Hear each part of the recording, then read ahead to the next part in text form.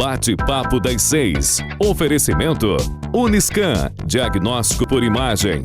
Rio Doce Radiologia. Unicor.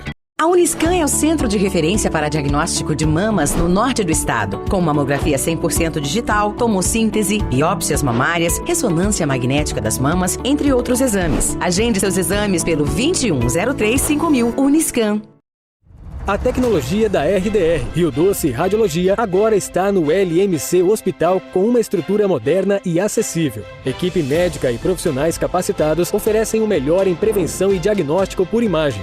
Na unidade instalada no LMC Hospital, você realiza exames de ultrassom, tomografia computadorizada, angiotomografia coronariana e raio-x. Aqui, o nosso foco é você. RDR e LMC Hospital, juntos para cuidar da sua saúde. Medicina de primeiro mundo em Linhares é na Unicor, um centro avançado de diagnóstico por imagem e fisiologia endovascular, acreditado para tratamento de TAV. Somos especialistas em angioplastias complexas e tratamento do infarto agudo do miocárdio, além de diversos procedimentos de neurointervenção, com equipamentos de última geração e uma equipe altamente qualificada. A Unicor é referência no tratamento de oclusões coronarianas crônicas. Unicor, unidade do coração do Espírito Santo.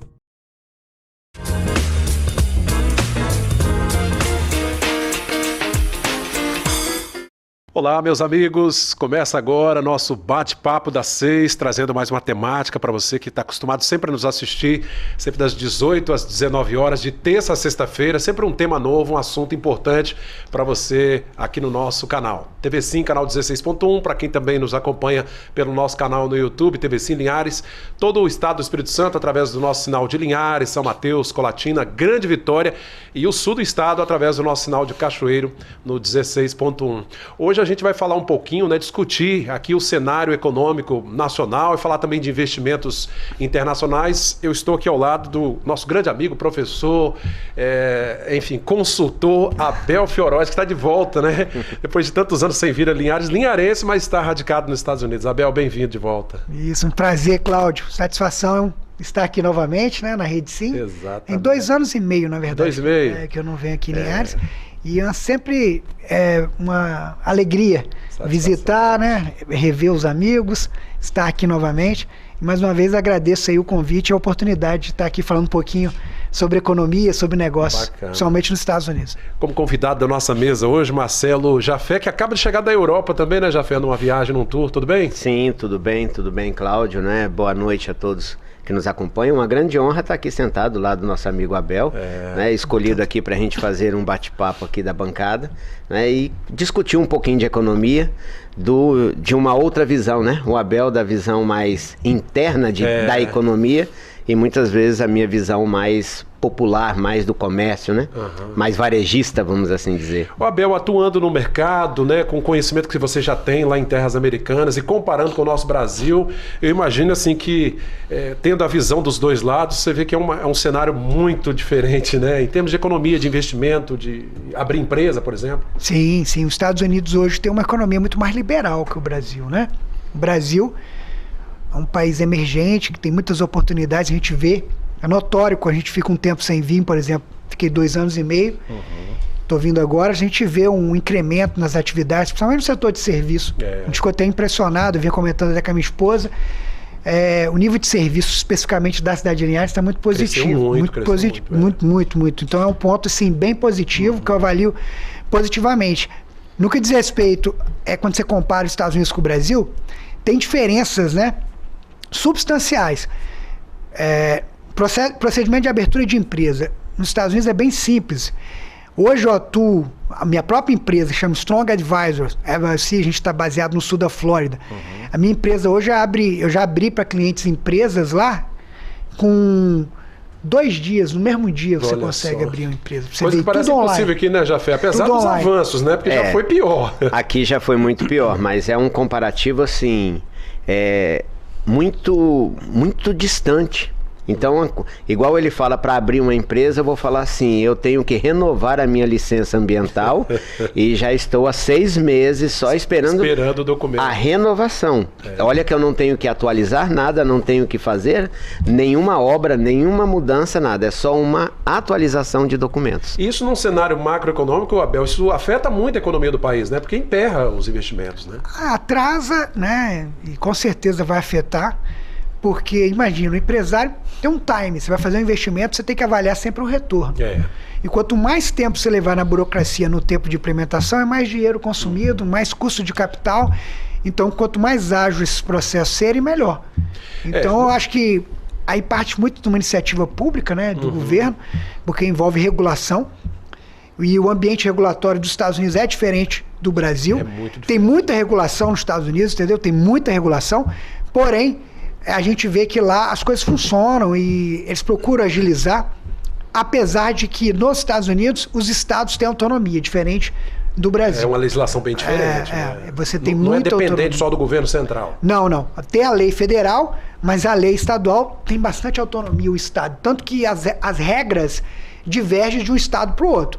Você comparar, alguns estados têm leis mais, vamos dizer assim, liberais do que outros. Um exemplo clássico que eu posso citar, Califórnia com a Flórida e com o Texas hoje. Muito diferente? Muito diferente. A Califórnia hoje é o estado mais rico dos Estados Unidos em termos de PIB, né? Pra vocês terem ideia, Califórnia hoje tem 2 vezes ou mais o PIB do Brasil. Se fosse um país, a Califórnia, o estado da Califórnia figuraria entre os países mais ricos do mundo. Mas hoje a linha de governo da Califórnia está uma linha que não é tão favorável, vamos dizer, pro-business, que a gente chama. Ao investimento, né? Ao empreendedor mesmo, a facilitar a vida do empreendedor. Hoje você pega o Texas e a Flórida, muitas pessoas da Califórnia, Nova York... Tá tendo um êxodo. Tá tendo uma migração forte. Especificamente para a Flórida e para o Texas. Por quê? Devido à política desses 2 estados pro-business. A Flórida, por exemplo, onde eu resido, você não paga o imposto de renda estadual. Nova York você paga, até municipal. Estadual? Inclusive municipal? Tem, imposto de renda estadual e do distrito. Se a moda pega aqui... Los Angeles tem. Califórnia, aliás, é um dos estados que tem maior carga tributária dos Estados Unidos. Então é muita regulação, é muita participação do Estado. O americano não gosta disso. Então muitas empresas, inclusive, estão saindo da Califórnia, estão indo para a Flórida, estão indo para o Texas. Inclusive Nova York também. Muita gente de Nova York está indo para a Flórida. Então hoje, por que isso? O que você acabou de pontuar e perguntar. Hoje na Flórida é muito fácil abrir uma empresa, é muito fácil fechar uma empresa, é muito fácil fazer negócio e há uma cultura de estímulo ao empreendedor. É a característica daquele estado. Acaba havendo até uma concorrência entre os estados. Isso é importante. Isso. E eu acho que é um modelo que no Brasil eu acho que funcionaria até bem. Você não acha não, Abel? Assim, eu acho que já veio uma nova Nós vamos falar de política não, né? Nós não vamos falar de política não. Porque aqui o sistema é diferente, né? Aqui, na verdade, a união é muito forte, ela meio que determina, e há uma uniformidade. Nos Estados Unidos tem um governo central, que é o Washington, que impacta muito, obviamente, o orçamento, mas os estados, quando você trata de temas específicos, cada estado, cada estado tem a sua legislação específica e isso muda, né? Por exemplo, o jovem para tirar a carteira de habilitação. Tem estados que com 15 anos... já pode dar início. Já pode. Já outros estados são 18 até 21. É interessante isso, porque a lei de um estado às vezes se sobrepõe até uma lei federal, né? Isso aqui no Brasil não é possível, né? O que determina uma lei federal, por exemplo, 18 anos é 18, não tem como a lei estadual mudar essa... Eu diria, Cláudio, Abel, para nos corrigir, não é que ela sobrepõe a lei federal.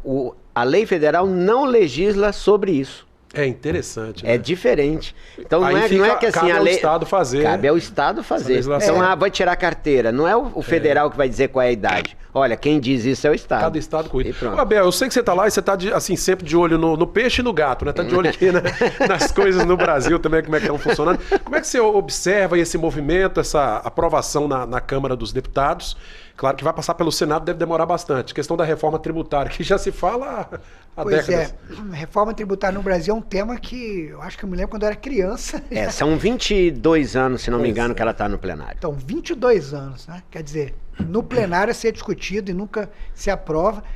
Eu não conheço detalhes, sendo muito franco para vocês, hoje minha especialidade, eu sou muito focado América hoje. Estados Unidos, você perguntar qualquer coisa dos Estados Unidos, é o que eu leio, é o que eu vivo, é o que eu atendo. Mas lá o cerne é assim, diminuir aquela quantidade de impostos e trazer para 4 impostos, mais ou menos. Resumindo, é isso. É isso, né? Então, eu li alguma coisa a respeito, eu vi até alguns diagramas de alguns colegas que colocaram, né, em grupos e em rede social, mas eu não sei detalhes.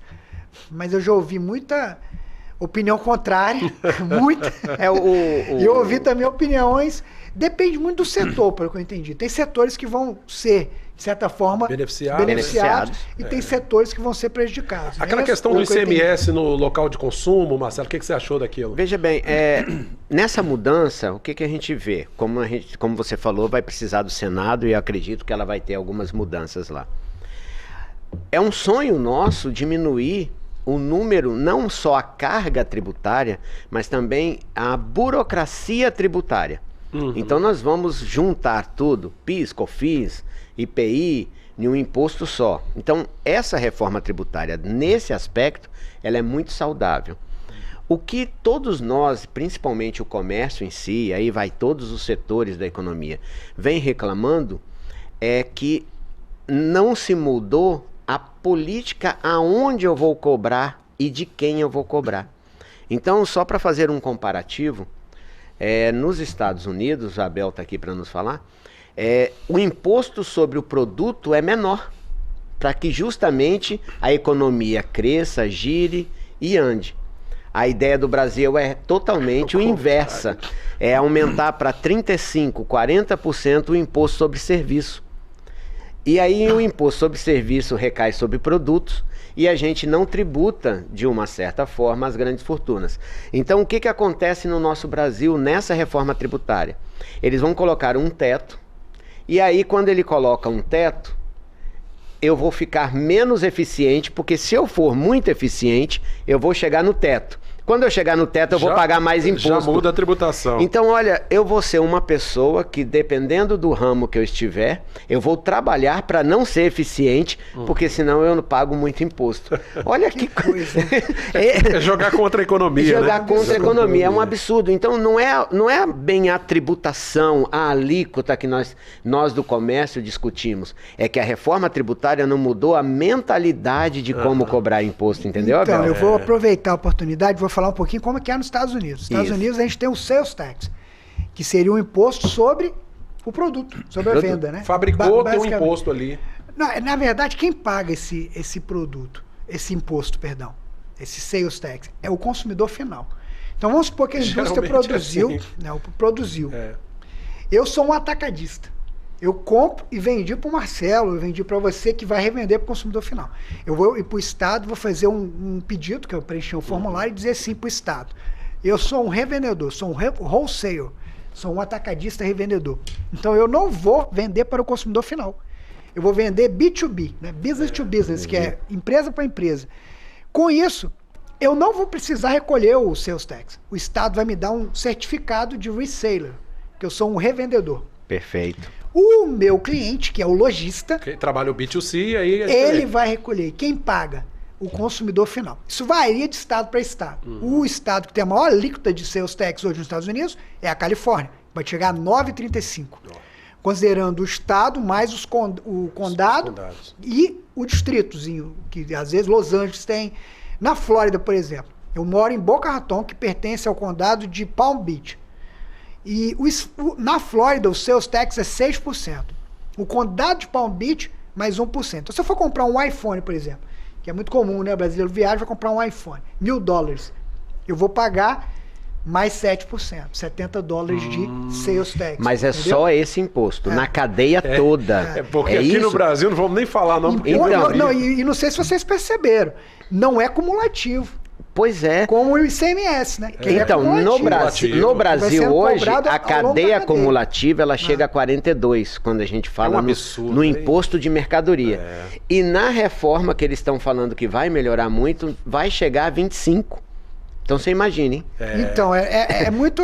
Sem reduzir essa carga não vale, né? Não Então, vale. agora, nos Estados Unidos, isso eu falei de sales tax, de imposto sobre o consumo, né? Tem também imposto sobre, que é o excise tax, que é específico para tabaco e combustíveis também.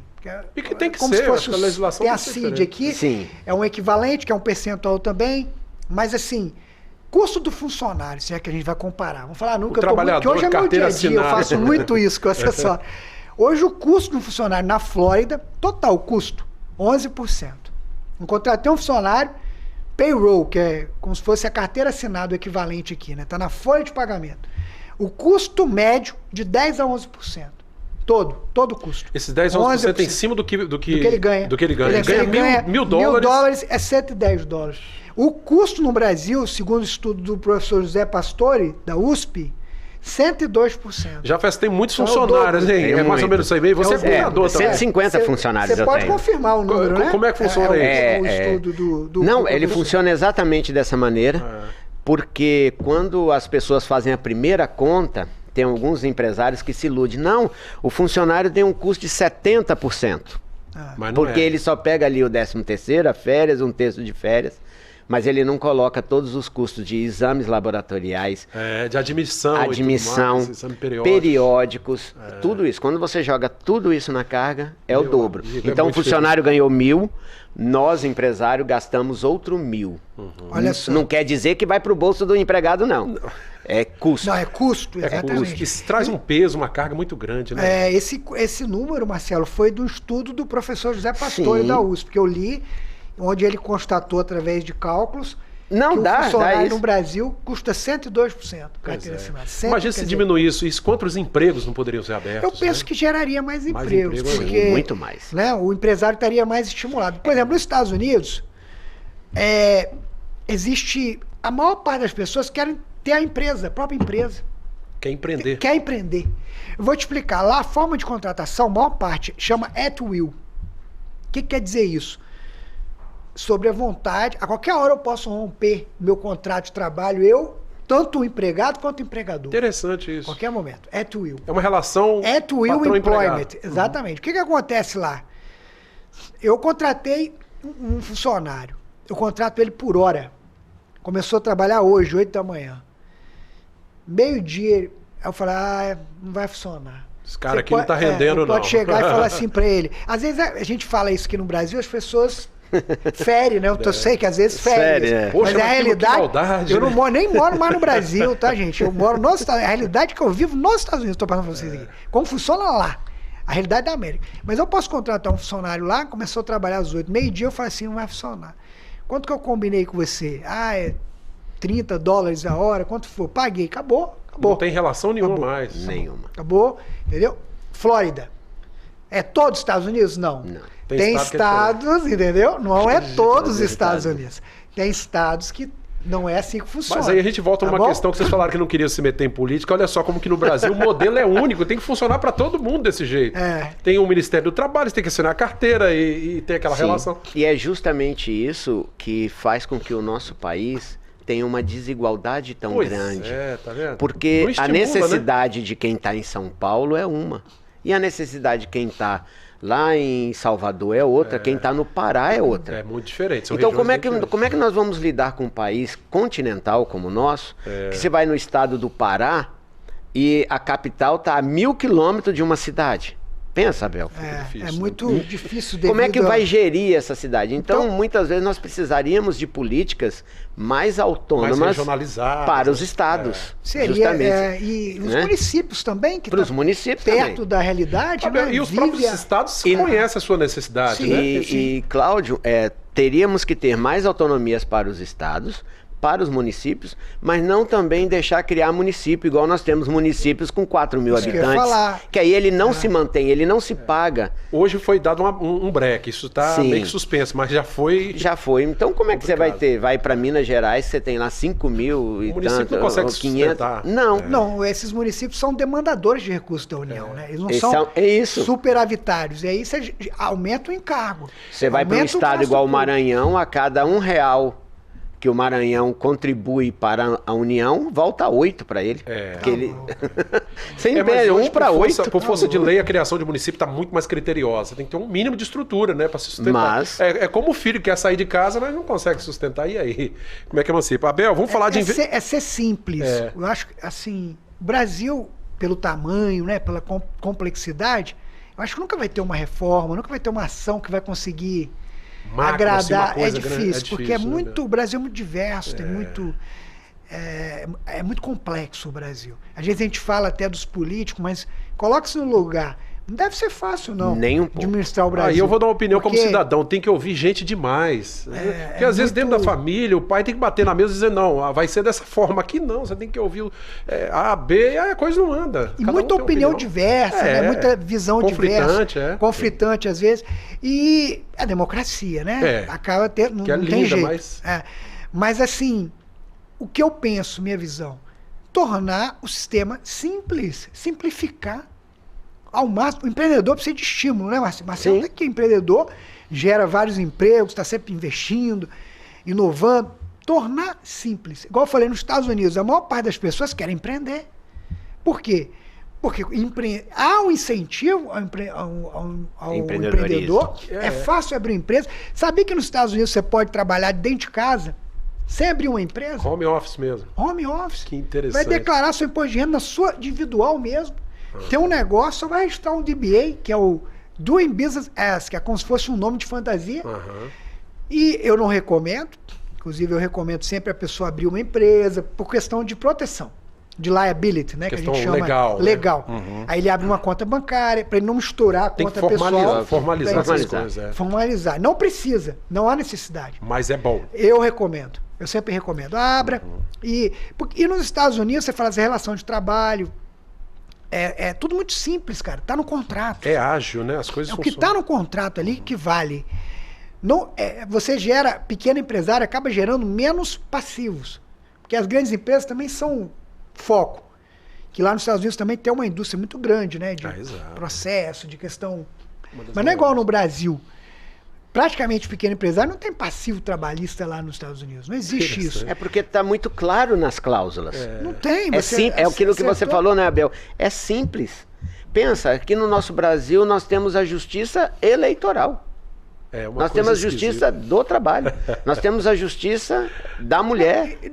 É muito ramificado. Então isso causa muita questão. Uma pessoa comete um crime, ele vai ser julgado pelaquela justiça ou pela outra? Não, gente, deveria ser uma justiça. Muita especialidade, né? Muita especialidade. Justamente. Gente, vamos fazer E acaba criando um cenário mais complexo, né? Complexo e não favorável ao empreendedor. Acaba sendo inoperante em alguns aspectos.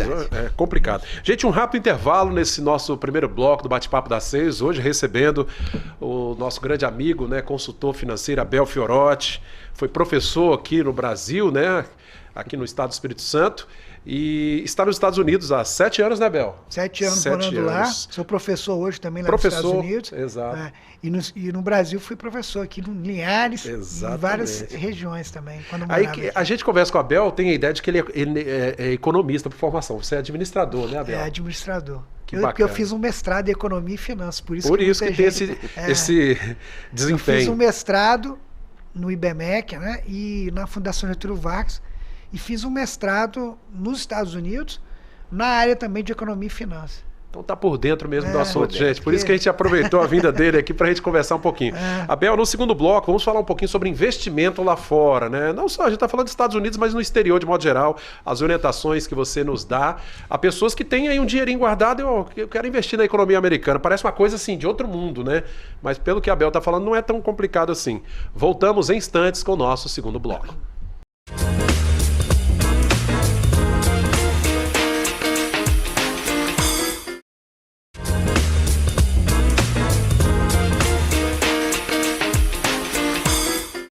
De volta com o nosso segundo bloco, bate-papo das 6 de hoje, conversando aqui com Abel Fiorotti, consultor, radicado nos Estados Unidos, recebendo também Marcelo Jafé, empresário, acaba de chegar de uma viagem também à Europa, falando um pouquinho sobre mercado, falando um pouquinho sobre economia global. Agora, Abel, vamos falar um pouquinho sobre investimento, inclusive para pessoas físicas e jurídicas, né, digamos, empresários, né? Matéria do Globo de hoje. Quem tinha, Abel? Parece que adivinharam que você estava vindo aqui.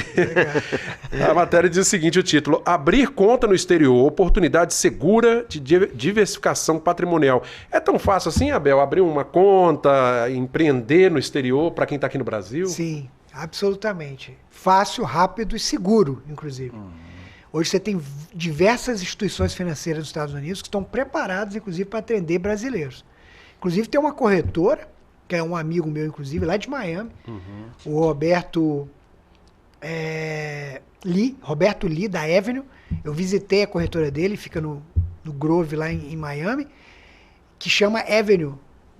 Avenue, corretora especializada em brasileiros. Eu acho que ele deve ter, na época ele tinha 300 mil, deve ter mais de 500 mil brasileiros, pessoas físicas que estão investindo. Ele tem uma corretora de câmbio, onde a pessoa faz o aporte, abre a conta. Ele encaminha tudo ali, tudo, orienta. Compliance, tudo. Eu não quero fazer propaganda para ele, não estou ganhando nada com isso, tá? Ele é só meu amigo. Mas, enfim, não só ele. Tem vários. Hoje você pode usar a Interactive Broker, que é uma corretora americana com mais de 300 bilhões de dólares de ativos sob custódia e gestão, uma grande corretora com sede em Nova York, que está toda preparada também para atender. Você tem o Banco do Brasil Américas também, que é um banco que você pode abrir a sua conta usando o cadastro seu brasileiro. Eles aceitam, porque é um banco, é uma instituição americana controlada pelo Banco do Brasil, né? SA. O Banco Central. Não, Banco do Brasil, SA. O Banco do Brasil é dona dessa empresa americana. Poxa, que chama lá nos Estados Unidos, olha que América. interessante. E que atende muitos brasileiros, e principalmente brasileiros que estão aqui, que não têm ainda um histórico lá, né? Não tem negócios lá. Aproveita o cadastro daqui e abre a conta lá, entendeu? E você pode também, dependendo, mas aí um pequeno investidor, interessante entrar em contato nesses canais, abrir sua conta, começar, né? Agora, quando é uma família, pessoas que já têm um nível de investimento maior, aí é interessante muitas vezes contar com o apoio de um advisor, que é um consultor. Uma pessoa que especialista vai cuidar, na área. vai abrir uma aí empresa, eu vou ocupar entendeu? o lugar do Cláudio, porque é uma curiosidade que a gente tem para a gente falar uma linguagem do empresariado. Abrir a conta, mas aí eu vou investir em quê nos Estados Unidos? Ótima pergunta. Os Estados Unidos hoje é o maior mercado do mundo, ok? De ativos. Hoje você pode investir, se for no mercado de securities, Marcelo, você tem mais de 14 mil opções. 14 mil. Desde REITs, que são o equivalente a fundos imobiliários aqui no Brasil. Você tem ações, você tem bonds, você tem 14 mil. Todos os grandes emissores do mundo estão nos Estados Unidos, inclusive as maiores empresas brasileiras. Né? A Gol tem emissão lá, tanto de dívida quanto de ADR, que são o equivalente a ações, que são listadas na Bolsa de Nova York. A Petrobras, a Vale... As grandes empresas do capitalismo brasileiro também estão nos Estados Unidos, lá listadas. Então você pode comprar empresas da China, do Brasil, se você quiser trabalhar no ramo de securities. Isso daí agora eu vou fazer a segunda pergunta, por exemplo. Muitas vezes, muitos empresários aqui falam assim, não, eu vou querer começar um investimento nos Estados Unidos, né, e quero comprar lá uma casa. Depois eu quero colocar essa casa para aluguel ou para aqueles aluguéis de temporada, que vocês chamam, né, aluguel de... Como se fosse um Airbnb, mas lá tem outro nome. Os timeshare, não, Eles têm, aluga por semana, tal. Eu vou ter um apartamento, 2... É fácil comprar uma casa, é fácil colocar essa casa, botar numa administração, que é um investimento menor do que você mexer com ações. Eu falo isso porque fica mais palpável para quem está em casa assistir, né? Você vai ter um rendimento menos variável, como se falasse, se comparasse uma ação com poupança. A poupança vai ganhar bem menos e está mais seguro, fica quietinho.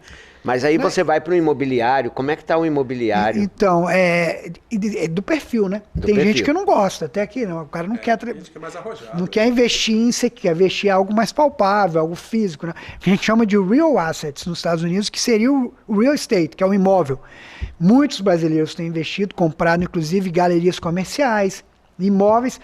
E o que você perguntou é muito simples. Qualquer pessoa procurar um corretor de imóveis, vai comprar lá uma vacation home, por exemplo, em Orlando, e hoje, se você quiser fazer isso, Você não precisa nem falar inglês, não, tá? Tem, sei lá, centenas de profissionais aí em Orlando, brasileiros, não, corretores nesse caso. Corretor de imóvel. E você vai assinar aqui no Brasil, tá? Você não vai nem lá para assinar. Não precisa, você faz tudo. Estou te falando, os Estados Unidos simplifica o business. Como deve ser, né? Isso, e isso estimula, favorece. Você não precisa ir nos Estados Unidos, você vai falar com um profissional licenciado nos Estados Unidos, tá? Que vai te dar toda a assessoria, tem licença, brasileiro, vai falar português, vai te explicar cláusula por cláusula, você vai comprar e você vai deixar a cargo de uma administradora. Como qualquer investimento, tem que pesquisar. O processo, Marcelo, é muito simples, mas você tem que pesquisar histórico, taxa de ocupação, por quê? Então, Abel, qualquer vacation home que eu compro lá em Orlando, eu vou ganhar dinheiro? Não necessariamente. Não. Você pode, eu conheço empreendimentos que a pessoa está botando dinheiro. Mas ajude aqui, Abel. Agora, quem está em casa... Tem que fazer o dever de casa. Mas quem está em casa, que está ocupando a nossa matéria, que está assistindo a nossa matéria, fala assim, mas eu vou procurar onde para saber essa segurança? Quem pode me ajudar nesse sentido? Quem pode me ajudar? Como é que é o primeiro passo que o cara está aí? Quem está assistindo a gente, está lá um investidor, fala assim, eu vou querer comprar uma casa lá, mas eu vou procurar onde? A quem? Quando é venda de imóveis nos Estados Unidos, o profissional é o corretor. Sim, mas o que eu quero que você esclareça, assim, seja imóvel, seja ações... Então, se você quiser um aconselhamento... É um aconselhamento. Por exemplo, hoje a minha empresa faz esse tipo de aconselhamento. Eu atendo várias famílias, eu atendo vários empresários, por exemplo, a pessoa quer entender como é que os Estados Unidos, estruturar um negócio lá, organizar tudo.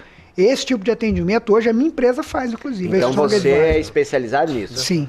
Então, seja qual for o investimento. Eu não ajudo, Abel. seja qualquer. Porque eu, por exemplo, como eu não tenho licença de corretor, se for o caso de um investimento imobiliário, eu vou encaminhar achar um parceiro para alguém. Mas o que a gente vai fazer um diagnóstico, por exemplo, Marcelo, quero investir na América.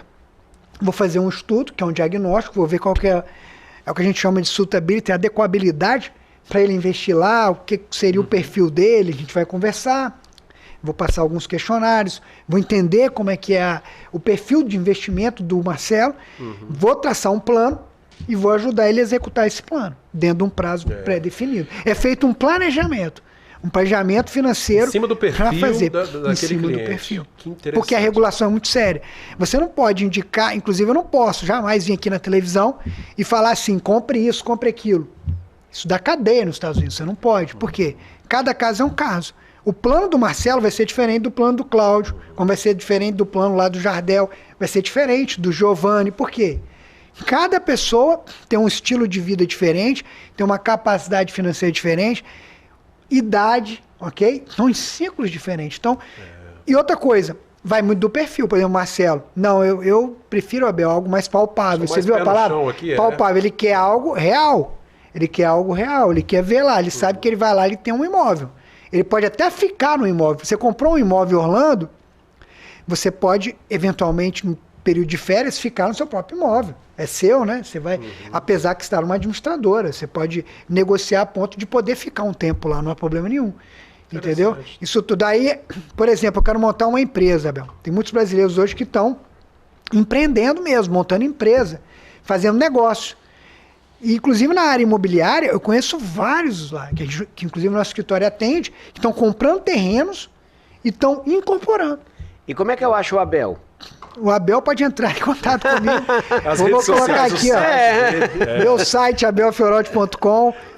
Coloca até meu telefone aí, meu WhatsApp, que eu sou super acessível. Né? Durante o programa vai aparecer aí. 203, mais um aqui, né? Estados Unidos, mais um, que é o código do país. 203-360-8690. Tá? E tem as redes sociais também. Vai aparecer meu Instagram, pode mandar um direct lá, ou eu e minha equipe vai receber, vai te responder. Tá bom? Facebook, se você fizer um Google lá também, você vai encontrar Abel. O sujeito falar que não me achou, tá mentindo. Porque a gente é super conectado lá no escritório. E a gente responde rápido, tá? Isso aí. Ô Abel, a gente vê, por exemplo, poucos dias vendo uma matéria aqui sobre a Argentina, que está numa situação difícil, né? A questão da inflação altíssima.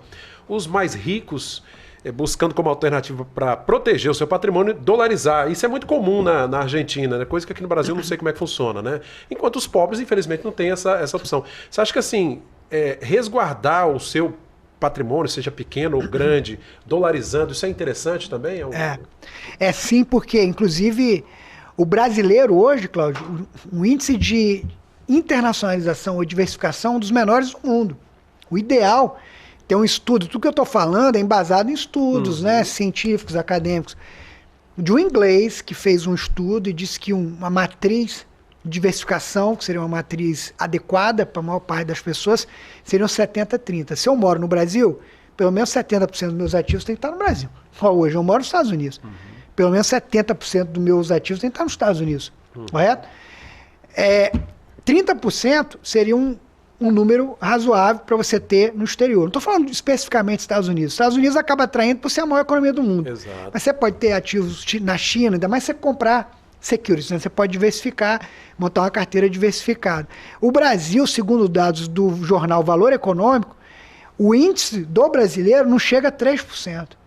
Olha só. Não chega Então, a 3%. É muito baixo. Olha Muito como é que baixo, entendeu? Em relação a muito outras baixo. economias. Não é só o baixo, agora olha como é que a gente é visto pelas outras pessoas do mundo. Aqui é um lugar que tem muito a crescer. O brasileiro, ele foca muito. Você pega o empresário. Marcelo, você tem exposição no exterior hoje? Não. Então, a maior parte... Isso eu converso com vários, eu tenho muitos amigos aqui, né? Empresários, que eu fui consultor muitos anos aqui. Alguns estão começando agora, de um tempo para cá.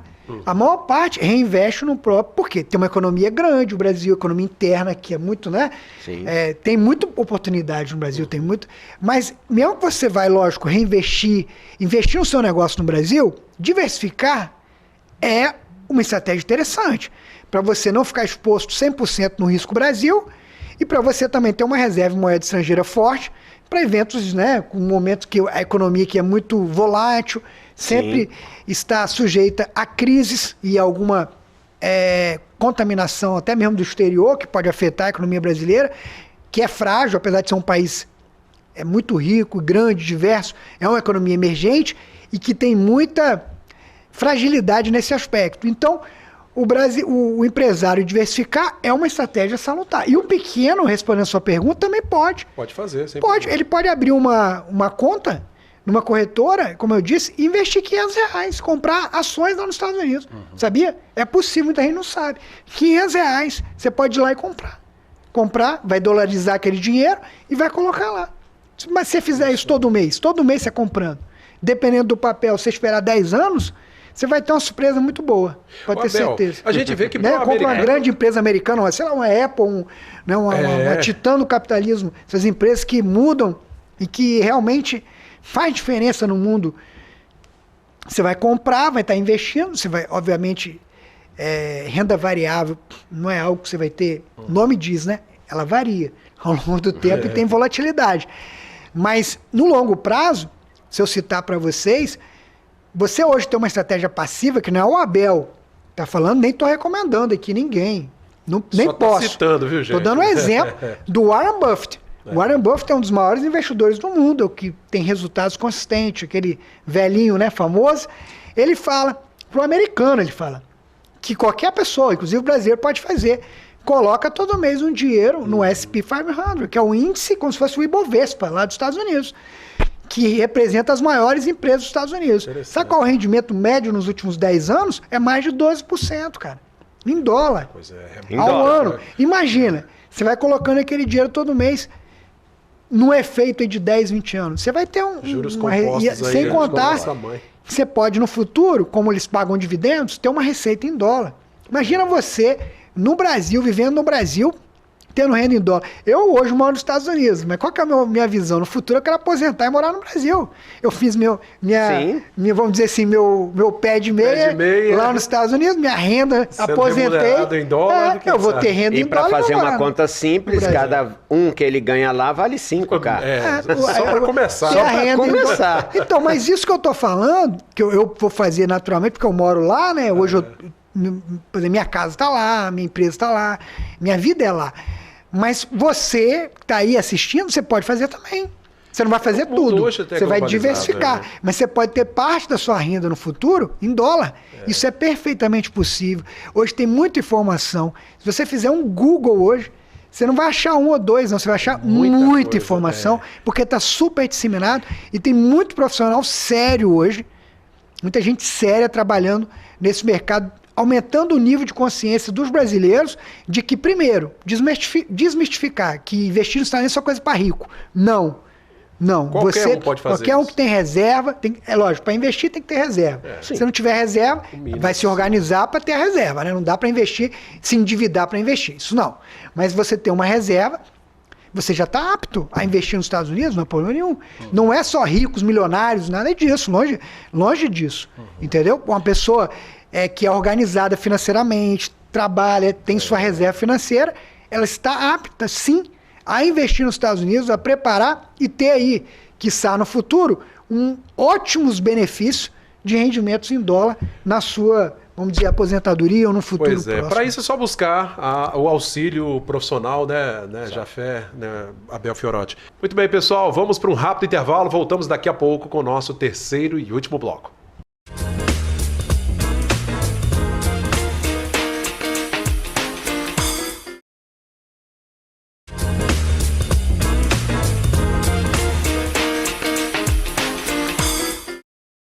Voltamos, pessoal, com o nosso terceiro e último bloco, Bate-Papo das 6, hoje falando sobre economia, sobre mercado, sobre investimento em terras americanas e outras economias, naturalmente, né? Nós, brasileiros, temos essa cultura de que parece que é só aqui, né? A gente só pode investir aqui. Não, já há bastante tempo, o mundo é globalizado, tá tudo muito compacto, né? Agora tem que ser com orientação profissional.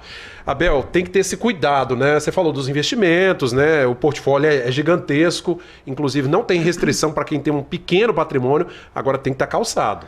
Sim, você falou uma frase, uma palavra que é muito importante, que é uma frase que vem do Peter Lynch, que é um dos maiores gestores de investimentos do mundo. Ele foi o criador da Fidelity Investment, que, se eu não me engano, são mais de 4 trilhões de dólares hoje de ativos sob gestão. Eles são uma das maiores instituições financeiras do mundo, a Fidelity. E ele dizia o seguinte: nunca invista naquilo que você não conheça. Quero investir nos Estados Unidos. Primeiro passo, informação. O combustível para tomar decisão de investimento é informação. Isso não é só para investir nos Estados Unidos. Qualquer coisa que você for fazer, você vai investir, vou montar uma loja, vou montar um posto de gasolina, qualquer coisa que você for fazer, tem que conhecer. Tem que saber onde está se metendo, Tem que conhecer. Como é que eu vou investir nos Estados Unidos? Tem que ler, tem que contratar profissionais, tem que orientar, tem que, se for o caso, visitar também para ver como é que é, entender como é que é a economia, se tiver essa oportunidade, se informar, conversar com pessoas que já tiveram experiência, fazer o dever de casa. Não pode, vou fazer. Muitos dos erros nos investimentos são devido às pessoas investirem de maneira afoita, sem fazer o dever de casa. Inclusive hoje, eu me surpreendo, mas ainda hoje pessoas caem em pirâmides, né, financeiras, que não tem só no Brasil, nos Estados Unidos também. Pirâmides, que as pessoas criam pirâmides e as pessoas... Está claro que aquilo ali é uma cilada.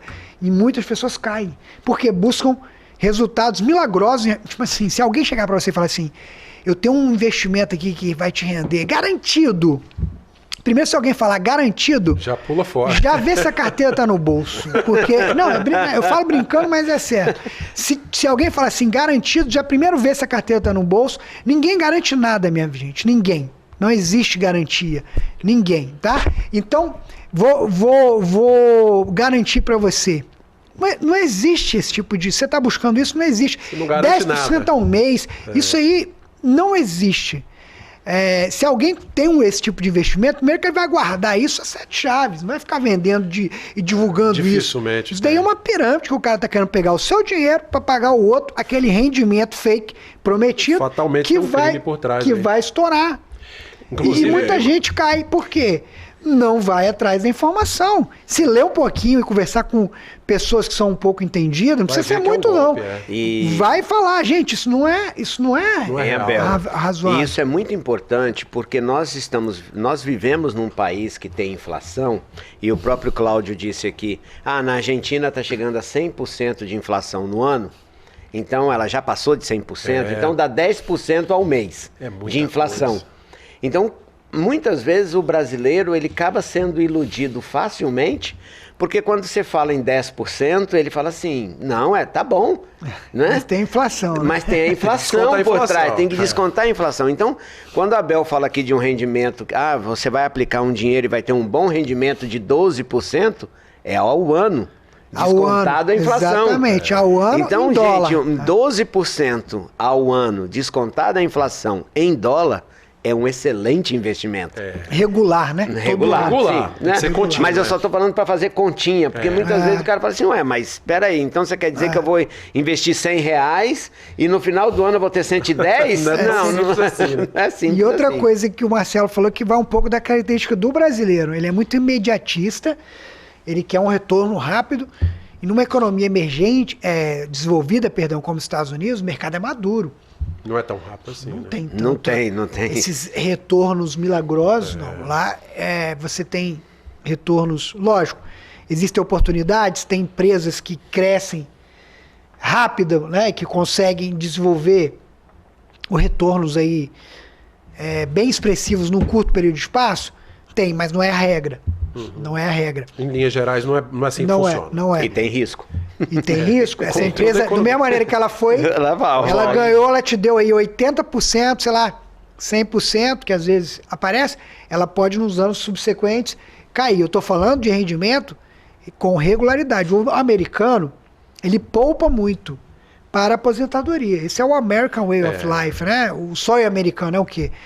O americano trabalha, ele guarda, usa o termo salvar dinheiro, né? Que é economizar. Ele guarda o dinheiro e coloca numa conta de investimento. Que é ali que vai ser a aposentadoria dele. Com foco. Então tem casos lá que é curioso, velhinhos aposentados, aí eles falecem. 4 milhões, 5 milhões na conta lá da aposentadoria, que ele trabalhou a vida inteira, ele comprou ações da Apple, comprou ações da Coca-Cola, só que ele foi botando parte do salário dele lá, entendeu? É cultura isso. Só que o efeito do tempo e a valorização dessas empresas, são boas empresas, o que acontece? Ele formou um capital muito grande que dá para a sobrevivência dele, ele nem consegue consumir. Ele não consegue consumir. Sobra dinheiro para reinvestir. Sobra o dinheiro, exatamente. E fica para depois para herdeiro, né? Enfim. Gente, temos que terminar o nosso programa. O papo tá muito gostoso, né? Falando um pouquinho aqui, entendendo rápido, um pouco o mecanismo muito rápido, né? São 3 blocos, mas muito rápidos. Ô Abel, quero te agradecer pela presença aqui, né? E volte sempre. Né? Eu que agradeço a oportunidade. Mais uma vez agradeço aqui a oportunidade. Cláudio, prazer revê-lo, né? Marcelo, Redicim, Giovanni, todo o pessoal aí que vocês não estão vendo, mas estão. Os bastidores. Pessoal ali trabalhando firme também. Né? Então, eu que agradeço, eu sou sempre muito bem recebido aqui. Prazer. Tive a oportunidade no passado de ter uma coluna. Aqui, e sempre é uma satisfação muito grande. Né? Sempre sinto muito honrado de participar desse bate-papo e desse momento aqui com vocês. Muito obrigado. Obrigado, Abel. Jafé, obrigado pela presença, tá? Eu que agradeço, né? Vocês estão vendo minha carinha aqui geralmente todo dia, né? Da casa, Abel. Sou da casa, mas é uma grande honra poder vir, né? Ser escolhido para estar aqui no Bate-Papo das 6, principalmente com o Abel, aqui um linharense que a gente aprecia muito e que, né, traz essa proximidade pra gente dos Estados Unidos, que é muito gostosa. Isso é importante. Gente, esse programa está terminando, tem reprise pela manhã e domingo à tarde, reprise de todos os programas veiculados ao longo da semana. Obrigado pela sua audiência, continue conosco. TV Sim, esta é da Terra.